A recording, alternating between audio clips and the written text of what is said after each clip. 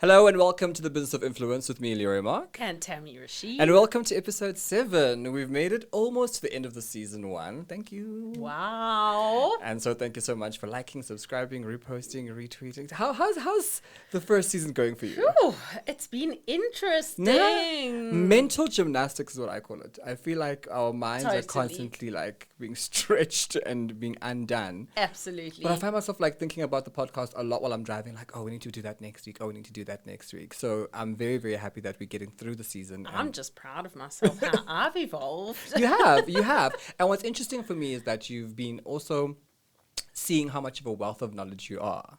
Thank you. And I think that today we're going to need to rely on that wealth of knowledge because today we're discussing being an influencer and dealing with finance. So let's get into it.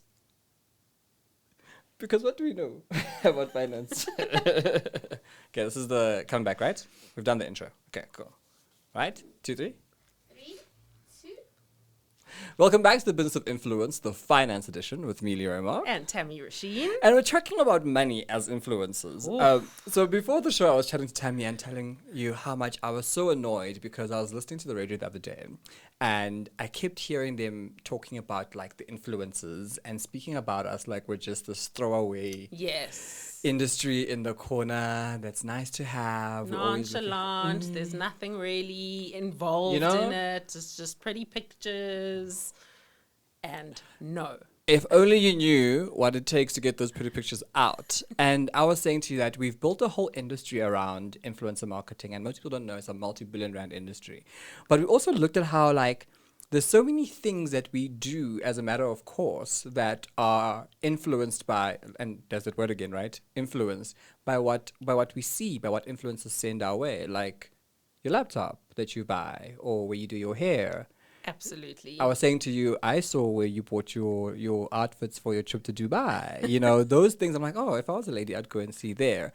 But we never actually talk about how we live as influencers because it's become a career. In your experience, are you finding more and more people are no longer having like secondary jobs, right? Like people come to you and say, hi, my name is John and I'm a content creator.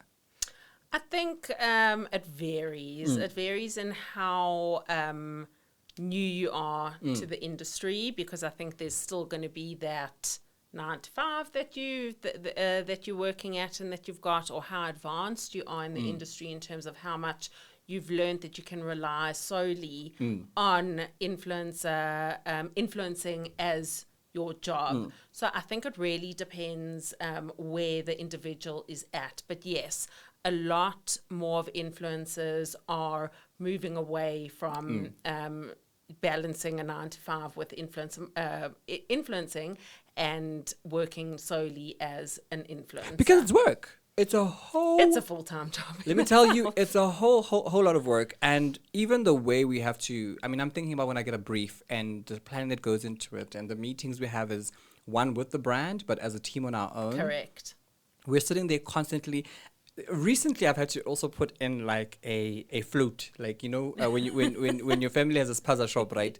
You have to have flute for change. You have to have like a couple of rands there to be able to change because we need to talk about petty cash. We need to think about like, okay, Ubers need to be paid for, what happens on the day when we're doing lunch, and all of that revolves around managing these finances. So I think maybe let's start there. Like, what are some of the challenges? I'll share with me, but you working with influencers on a daily basis. And also speaking to brands about paying the influencers, what are some of the things that become top of mind for you when you start thinking about how we pay and what potentially influencers should do to be able to maintain themselves with the little bit of money they get? Well, I think first and foremost is just being cognizant of payment terms. Yeah. So let's start there, because once you know when you are going to get paid for a campaign, and each influencer business or agency or even client has different payment terms. And once you can work out your roadmap there, then you're able to start budgeting. Yeah. And budgeting is going to be a key word today. the unsavory B word. Budgeting, forecasting, projections. So understanding the payment terms and then working around that, but also being able to push a lot more for long-term relationships to be able to create that consistency. I think long-term contracts are the mecca of content creation spaces, Absolutely. right? I have, in the last year or two, really started getting into where I'm having contracts that are longer than just, you know, Once two off, campaigns yes. or for 2 months or for 2 weeks, because what you're finding with them is that you're constantly then having to go back to market. Correct. But you had said something to me before in a few episodes ago that it's also making sure that you don't look like a billboard, right? Or like classifieds where everything will fly. Correct. Where on Monday you're doing this campaign and then 3 weeks later you're doing another. Exactly. So it really is beneficial, even from an aesthetic point of view, to keep these long-term contracts. But even so, as an influencer agency and working on both sides of the spectrum, we put a lot of effort into educating the brands to explore long-term contracts so that it's able to benefit both sides, and that they also be able to optimize their budgets, as well as get the influencers to have longer term consistent income with the brands. So we're doing it on both sides for the benefit of both sides. I have found that in my experience, and this is my top tip, right? How I've been able to manage it, and we're chatting about it earlier on, is that, see, because being an influencer, you get like lump sum usually. Even if you do have like a 4-month contract, the payment terms might be that you get like 4 tranches of the main contract amount. And usually it looks like a big sum because you're looking at it and then you're like, okay, everything is there. But when you start looking at how, if this were a salary that you were to pay yourself over the duration of the contract, it wouldn't be that much, or it would cover very few things. And my biggest challenge has always been not being able to access credit. Because although you might be making a bit of money, although you might be able to look after yourself and you've got very good deals, or, you know, the deals are big and great, it's being able to access credit, because unfortunately there's some things you need that require credit. You're not getting a pay slip. You're not getting a pay slip. You're not be able to. You can't buy a house unless you're doing really good deals with you know, in cash. You can't just swipe for a house. You can't swipe for a car. Exactly. You know. Exactly. And those for me have been the hard ones. And so I've been able to utilize the fact that my partner and he has a 9 to 5 job. I do this influencer marketing. So what we do is he'd be able to prop up, okay, this is what we want to do. We're able to get this particular product, and then he would get it on our behalf. Got you. But what happens is that usually we're not given credit that we can afford. What I mean by that is it's always much, much lower because they don't take into consideration my earning. Yes. So we find that they go, oh, you're over indebted. And we're like, no, actually, we've got. And you are able to afford it. You're just not being acknowledged for the income that you are earning within this particular field. We have to pay tremendous amount of interest because they see us as so heavily high risk that if we say we're going to buy a car, and let's say the car for argument's sake is worth 100 Rand, they'll be like, okay, we will charge you like 170. Because the likelihood of default is such. So for me, in actual fact, it is high risk because of the inconsistency, which is unfortunate, yet you are still earning enough to make it. Correct. So what I've always said is, as you were saying about running a business and that you are a business, it's to almost keep financials as if you're a business. To say, okay, this is how much I've made in the year. This is how much I made the year before. So I am good for it. And then using those contracts that you get, those long-term contracts, to say, okay, but this is my potential earning for the next year. So this is how much I'm able to use it. So one of my biggest things is find yourself a system where you're able to access credit, whether through the business or, you know, if you're in a relationship through a partner or trust or whatever, to be able to make the money work. So that's my first big thing. And I think on that is where we come back to your first question in terms of, are influencers moving away from the 9 to 5s to solely focus on influencing as a job? And I think when you have that trajectory and you're able to see, okay, well, over the past year, I've been able to do X, Y, and Z in my own revenue as an influencer, you can start planning and projecting for your following year. Yeah. And I think it's such an important point, because you also need to, as you do with your content plan, right, where you say, okay, I'm currently, you know, doing lots of work with whatever I'm trying to get into a particular different space. So maybe you're working in beauty, you want to add automotive or fitness as part of your suite of offerings. You also need to plan about how you're able to then move over. So I, about Absolutely. 3 or 4 years ago, had to do a hardware upgrade. So this means I had to get a new phone, I had to get a new camera, I had to get a new laptop, I had to do all Lovely. the And you know how much those things cost. It was eye-watering. I distinctly remember paying for my laptop. I was in the bath. And I was weeping because I had to make the transfer. Because I was like, this is, Terrible. a king's ransom. But it's paid for itself back. And for me, that was a capital investment. Absolutely. As you would in a business. So for me, it's very important that even when you start looking at the money you're making, you don't want to be the guy who gets to the event and goes, hi, please take a picture of me on your phone and then email it to me, because I was that guy. And it ended up being very difficult. Got to start somewhere, though. You have to start somewhere. My next tip is make yourself easy to run. For sure. Listen, We've had this conversation. make yourself so cheap to run. For instance, when I look at the things I have to pay for on a monthly basis, they are bare minimums. Like, they're my absolute have to. If I can buy something in cash, I'll definitely do it. It helps me so that when I do get income, my expenditure is very, very minimal. So for instance, it's all good to go out and please do have a time of your life, but be careful that you're not anticipating that the next paycheck will come very soon. Because Exactly. even with your month-to-month contracts, Exactly. they don't always pay on the same day. Correct. Correct. The account can't be on zero, so you want to almost keep the account afloat and make sure there's a bit of funds in there. It is so important to put your budgets together. And what we call, from a business perspective, it's your operating costs. Yes. What is each line item? And do that for 6 months, 12 months, so that you know your projections, and then budget accordingly. Why do the major banks, and I mean, this is unfair to you, but it's our banter, not have products that are catered to for our space? Because we're no different to any other freelancer. Banks, are you listening? Because it's been always surprising to me about how there's so much money to be made in this industry. For sure. You would know how much money you are passing on to pay influencers on a monthly basis from brand.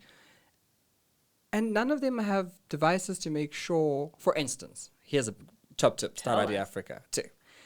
If I get, let's again, 100 Rand, and that's a big amount of money, I should be able to deposit an amount of money and then get almost like as an annuity, like a month-to-month payment to say to you, okay, you in your kitty have 100,000 Rand. Yes. So for the next 6 months, you'll be able to pay yourself 1,000 Rand, 10,000 Rand. Almost like a salary. A salary, and then maybe have some of the money in investment so that you're able to generate a bit of money back. So we optimize how long that is. Yes. And then every time you get a very good contract, a long-term one, you're able to top it up and be able to Love.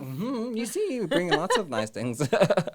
So yeah, please let us know what are your top tips for making sure that you keep yourself financially viable, And top challenges. and top challenges, how you make it through the month as a content creator, and how you're paying for those big purchases, right? Because it is December time, the gifts are coming. Black Friday. Black Friday is a couple of weeks away. Some of us are looking in the black in our accounts, but let us know how you get through this time of year. When we come back, we'll chat more about the finance of being an influencer.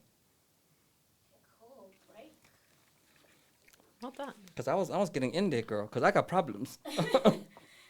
I just don't get it. Why not? Okay, wait. Points for... Are we on... Which segment are we on now? 2. Yeah. Yo. So again, we don't have to get too big into tax, but we can just bring up again, like what you guys were discussing about in terms VAT. of the VAT and Yeah.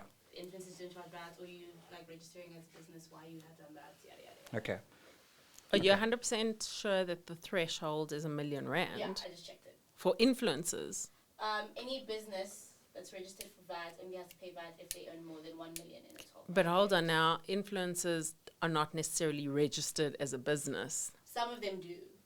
But Okay, not so that's everyone something does. we So- can talk about. So here's a fun fact as well. What you do if you have a manager, your manager can claim VAT on your behalf, because the VAT will be to the creative handler as opposed to the Levi. So that's why I was very confused, because Levi always charges VAT on everything that Mitlali does. And I was like, okay, maybe because she makes $1 million a year. But it seems because he is making R1 million a year. Okay. Or R1 million coming through the business a year. He's able to do it. Okay, cool. Cool. All right, episode 7, segment 2, take 1, 3, 2. Welcome back to the Business of Influence, brought to you by Styleari Africa. I am still Leroy Mark. And Tammy Rasheen. And we're talking about the finance of being an influencer. In the last segment, we're chatting about some of the challenges we're going through, some of our budgeting tips. And now we're going to contextualize it to the South African economy. Yes. Which is a very difficult economy. I saw a video this morning from a very famous comedian who was chatting about being working class and still being unable to afford his life. Like, it is very it is difficult. Wild. It's very difficult. They don't make it easy. They they absolutely from don't. From a tax perspective, living expenses, whether it's an influencer that's just trying to make their living influencing, or a startup business and you're an entrepreneur. Yeah. South Africa doesn't make it easy. And I think I'm so glad you make the point about taxes, right? Because the other issue is that we also want to be compliant. And for sure. The people who are paying, and this is why I'm so angry that we are not formalized as an industry, because we pay some of the most taxes. Yes. If you think about how, even as a content creator, we have small teams which are multidisciplinary who are on set with us that we're paying. We were chatting about it before in a previous episode about how many people you have on your payroll that you have to pay before you pay yourself as an influencer. So I get a contract from Tammy's Incorporated and we have a video to do. I must bring in makeup. There must be a stylist. You have to book a studio. And, you know, there's a sound guy, there's a lighting guy. It's a mini production. And the number of people you're paying is a lot. And the taxes that they pay, you know, they can finance the GDP of a small country. So let's look at that. Let's look at the tax part of it. What are some of the difficulties, Tam, in your opinion, when it comes to influencers and tax? Well, I think I'm going to speak from a business perspective, and then you can Dive guide in. us and advise from a content creator and influencer perspective. But obviously, as a business, we add VAT onto our invoices to clients. For whatever the campaign amount is, and then you've got the 15% VAT that you are adding on. We have to pay that VAT back to the South African Revenue Service. Yes. It is not ours. Yes. However, influencers, being our suppliers, Because we supply the goods. correct, are not VAT registered. Most of them and aren't. are not adding VAT onto their invoices. So when you're looking at what you're paying back or what you can claim back on, there's a huge gap between Is that it a gap that is in your favor or your detriment? and to our detriment. Because you're paying over VAT that you're not receiving. So when a client pays us, Okay. that is inclusive of the VAT that is on the invoice. So let's just say it's 1,000 Rand for the work being charged plus 15% VAT. They will pay us the total amount, including the 15% VAT. That 15% that they paid us doesn't belong to us. It goes to the receiver. We have to pay that back. So the same would apply to an influencer who is VAT registered. They put the 15% on their invoice, but they, as the middleman and agency, we would be able to claim that back. Okay. They would then have to go through the process on their side in To do terms the of same. paying the VAT. Oh, okay. Yeah, so they would have to pay the VAT, because if I'm paying an influencer a base fee of 1,000 Rand and they're charging 15% VAT on that, and I'm paying them the total amount including the VAT, that 15% doesn't not belong to them. theirs. So they have to Yeah. pay that to But if South they're not Africa. receiving the VAT from you and they're VAT registered, then again, it's, as you said, to their detriment, as in the same way that your clients are paying you. Correct. And you have that added. So it becomes this huge gap that we paying the VAT that is not owed to us, but we don't have VAT that's to coming claim. in Yes. to pass on, as it were. Correct. So the complication of that. I mean, it's the same with us as in the influencer space and as content creators, because tax is a very scary thing for us, and most of us are paying the tax of 25% being the going rate for influencers.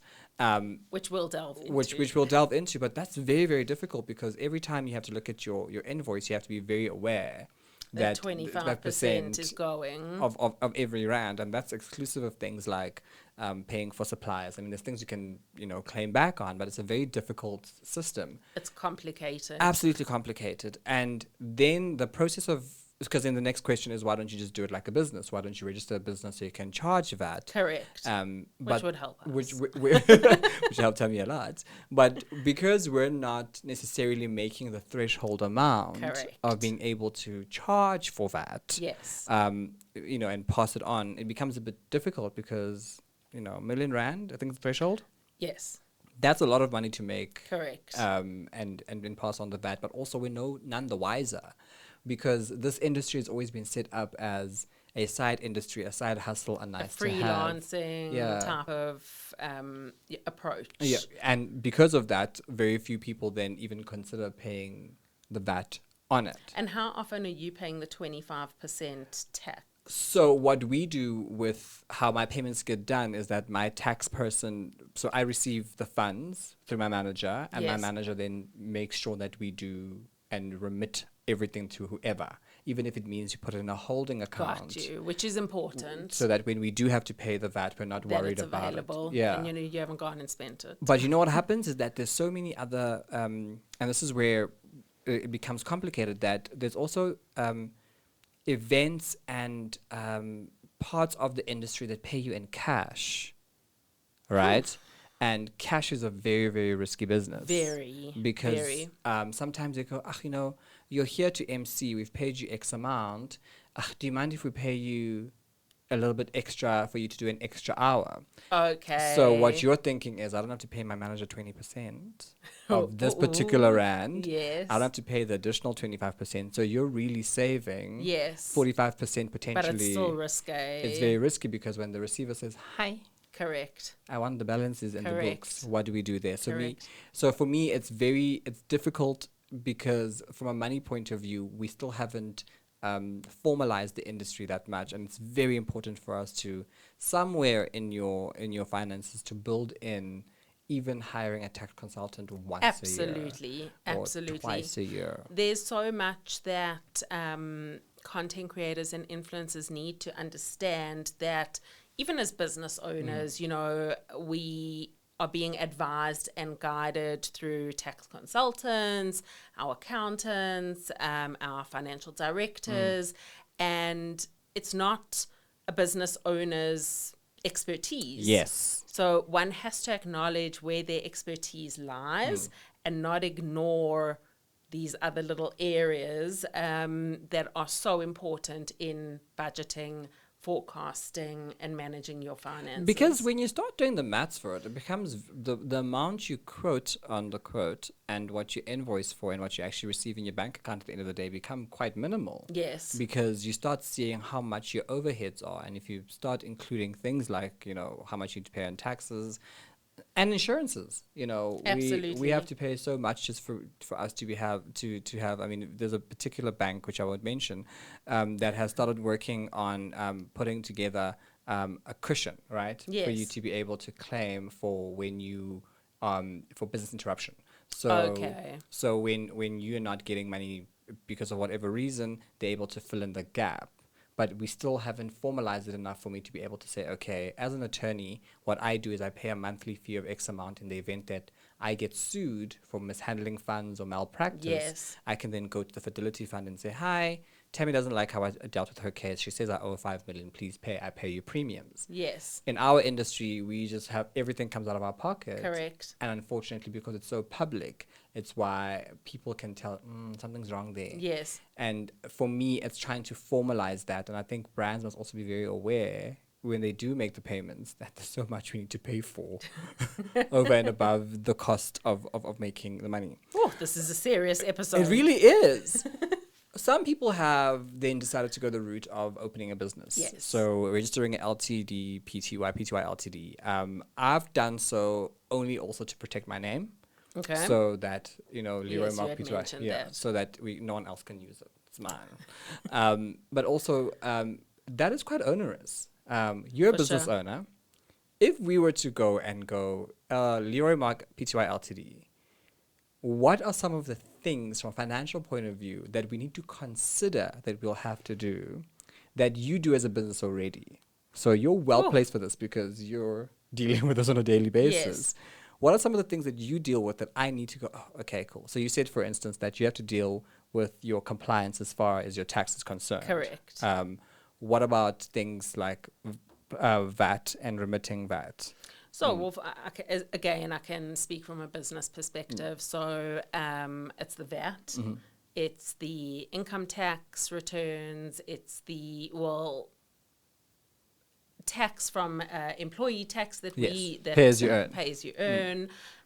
So there's a whole bunch of tax compliance aspects that we have to take into consideration. But I would say those are the big ones. Those are the big ones that we consider from a business perspective. What happens with things like expense accounts? Because I'm finding more and more that because content creators now are heading to the clients, right? So sometimes you'll have Starlight Africa, and I'm like, let me go, schmooze Tammy and take her out to a nice dinner, say next week Thursday. Yes. That Italian place we went to the last time. For us to have a conversation. Obviously, that is part of your costs. Yes. And we're more and more delving into the parts where we have expense accounts, where we have assistants. These are becoming... These are just all line items that are part of your operating expenses. So whether we have advertising costs or salaries or entertainment, it's all part of your operating costs, and that's what you would need to calculate from how much you need to earn, how much your expenses are. It's just like running a house. A whole home. Exactly. And what are all the expenses per month, and then you see what your net profit is that you're actually able to use. I love that net profit. Oh, we hope we make net profit at the end of the month. Net profit or net loss? Sometimes it's a loss. When we come back, we chat more about finance, being an influencer, and how we make bank and keep it in the bank. Stay tuned. Gorgeous. I was a little confused about what seeking professional help Am means. I allowed to drink my tea in this? Yeah, I've been sipping. I think you guys actually kind of touched on it already, actually. So we can actually skip that. Okay.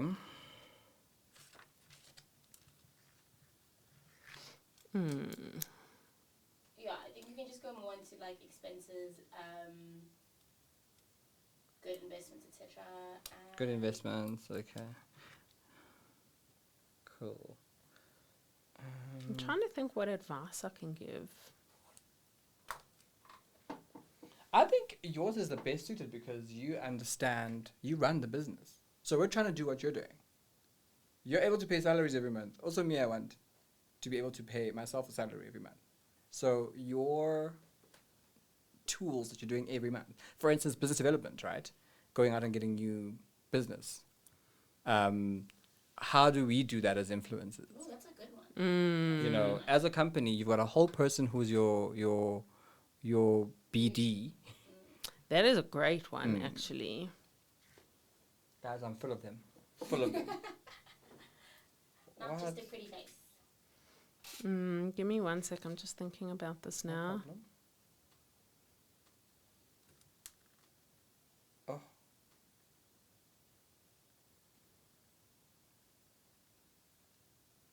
Do you know what's for dinner, Kansani? Pizza.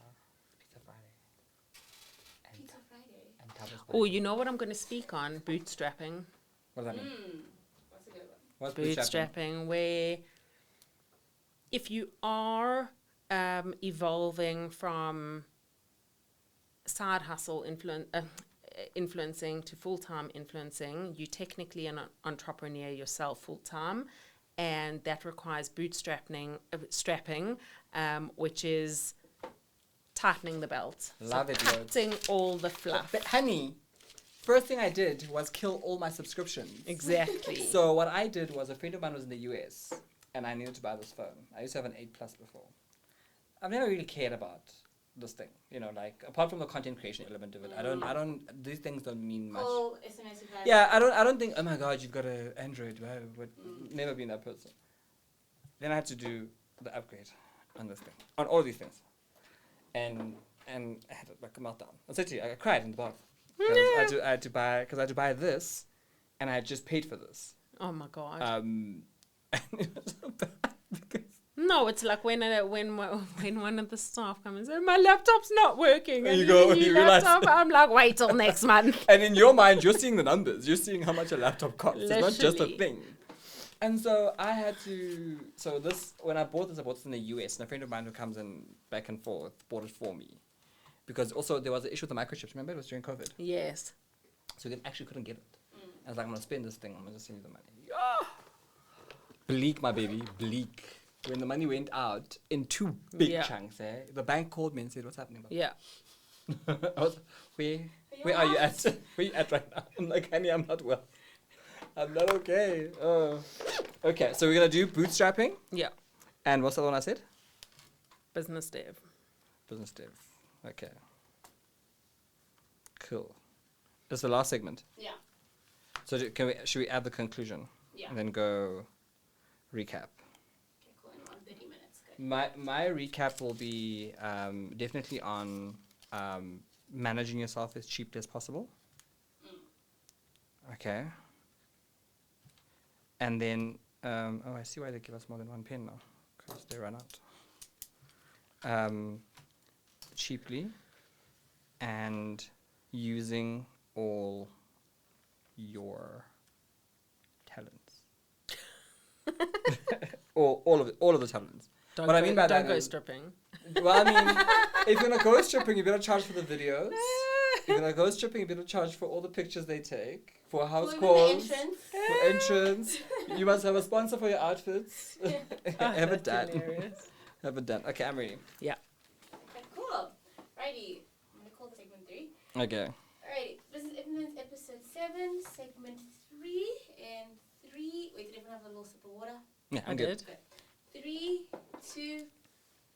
Welcome back to the Business of Influence with me, Leroy Mark. And Tammy Rasheen. Proudly brought to you by Style ID Africa. Make sure you like, you follow, you subscribe, and you send it to your postman even to make sure he's in the know about the business of influence. So all episode long we've been chatting about finance, making money, and more importantly, trying to keep it in the bank and not getting arrested by the tax man. But something interesting that you said to me, Tammy, and I think my takeaway from this episode is really about managing yourself as a business. Yes. Because you need to constantly be paying and resourcing yourself to make it through. So I always think about how, as content creators, the one thing that we do very well is create the content when the content and the brief is available. Yes. So we get in the mail, either you on, platforms like Style ID Africa or on any other platform, or the brand contacts you directly, you come up and you get a brief. So now we're happy because you've got work, right? Correct. But in a business, you have a business development expert who goes out there and finds the work. Finds new business. You were away quite a lot this month trying to find new business, innovating the business, finding new strategies and things. What do we do as influencers for us when there is no work that's come in to get the work? Absolutely. It is, and as one always says, you've got to plan for those rainy days. But influencers need to be active or proactive in looking for new business opportunities. And something that we also pride ourselves in at Style ID Africa is we constantly approaching clients with, and new clients with new and innovative ideas and ways of doing influencer marketing. So we also suggest to influencers to pop us a DM, pop us an email with an idea that they want to collaborate with X, Y, or Z brand. This is what they have in mind. This is why. Motivate your reason. And we will also assist them as from a new business perspective to pitch that to potential clients. But as influencers, one needs to be proactive in reaching out, either reaching out to agencies that have particular clients, being a part of platforms such as Style ID, or actively reaching out to brands. That is a difficult one Yeah. because brands get inundated. Many. So hence I would suggest coming to the middleman, such as Style ID, and motivate your reason as to why you would want to work with a particular brand, or this is where you see the relationship going. And we get that quite often. I think what I like about that is when you are running this as a 9 to 5, as your daily bread, apart from creating the content, you realize that you also want to create relationships that you're able Yes. to leverage on. My photographer friend and I, Spanelo, have a conversation all the time about doing the work that you want to be paid for. Yes. What we mean by that is it's a bit quiet. It's that, iffy time of the year where you're in the middle of winter, but there's no really like work coming in. There's no real briefs being sent out. It's a bit of a lull. We had a huge one of those after COVID Absolutely. where we didn't know what was happening. It's when you have a brand in mind and you know what you want to do with them, it's worthwhile to just create the work yourself. What I mean by Totally. Tammy's making a range of homeware now, right? And Really? yeah. Tammy's homeware coming soon to a store near you.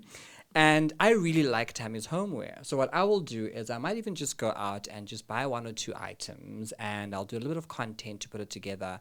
Even if it's not Tammy's homeware in particular, I can get a blank cup or whatever. And I'll create the work that I want to be paid for. Because once I go to brand, Absolutely. I say, Tammy, look what I can do. Now, imagine if you came in with a bit of support, you've given a bit Yes. of branding, what we could do. And it has worked for me 100% of the time. My move from my lifestyle content to automotive literally started that way. Yes. I literally got 2 friends of mine, my friends who are partners. I said, I like your cars. They have the same car in different Yes. colors. And I said, can you lend me for an afternoon?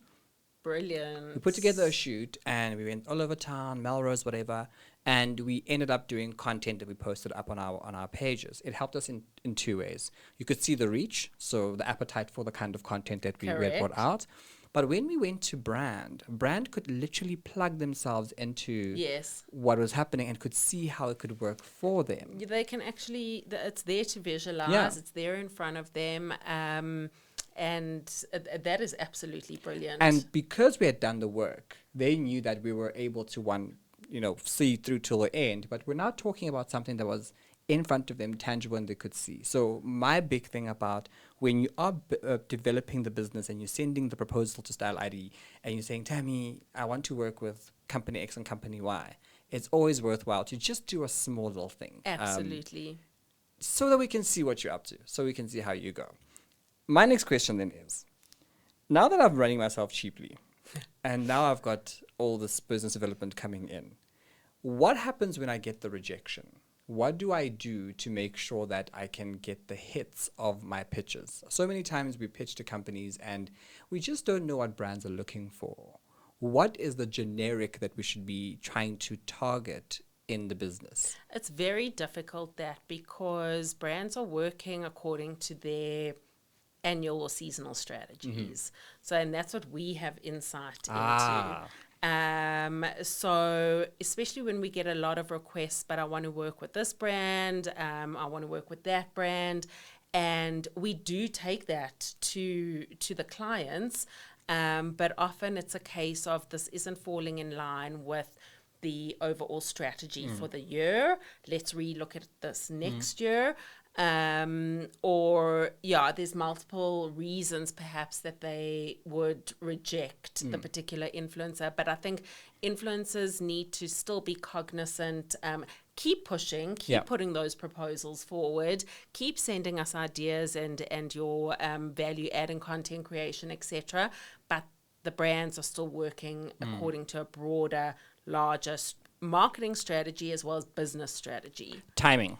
Yes. Also know when the businesses are beginning their financial years so that you're able to Correct. go and start chatting to the agency and say, okay, listen, Tammy, I know that brand A starts off in March. Correct. Can we start chatting, in Absolutely. December into January? Absolutely. Oh, Absolutely. love it loads. Love it loads. Tam, your takeaway about how influencers can make bank in this bankable industry?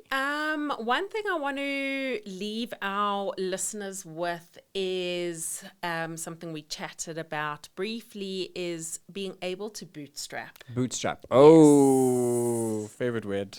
Next to Bootstrap. budget, bootstrap is the best word.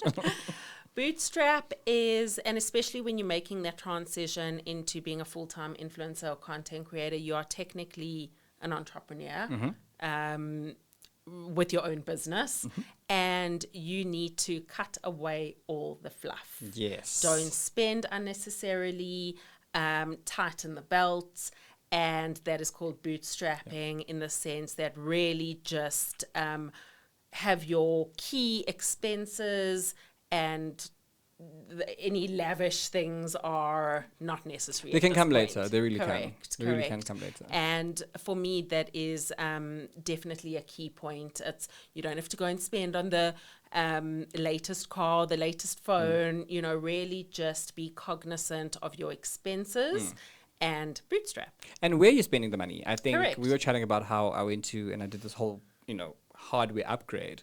But I realized that I needed it so much because it was coming so difficult for me to create content on my own. Yes. So, sometimes a brand will come in and be like, listen, we've got a quick drop for you. Please do an unboxing, your favorite.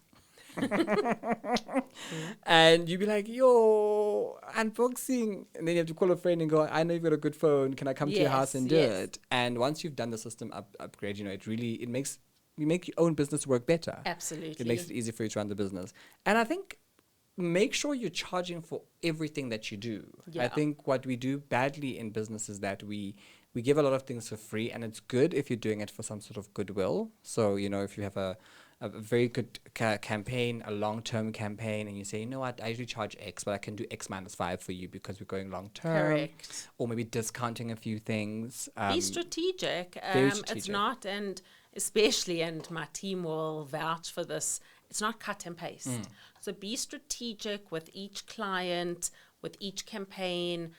Always go back to your personal strategy, and work things around that way. So add value, as you had mentioned, but also charge where necessary. I like that. Add value, but charge when necessary. I did the very same thing for a campaign where we were asked to do particular content for the in feed, and I did stories as an added extra. You see? And you know what a brand does? They go, this guy, he knows the plan. Exactly. He's playing with us. So make sure that you add the value, but know when to charge extra. Yes. That's the tagline for the day. Well, you know what? Finance is heavy, and it does. I'm a lawyer because I can't count. But what I really enjoy is that we're able to bring this information to you as we find it, as we experience it. Absolutely. So please let us know what you want us to chat about next time on this here platform, The Business of Influence, brought to you by us, Style ID Africa. My name remains Leroy Mark, Tammy Rasheen. and we'll see you next time. Goodbye.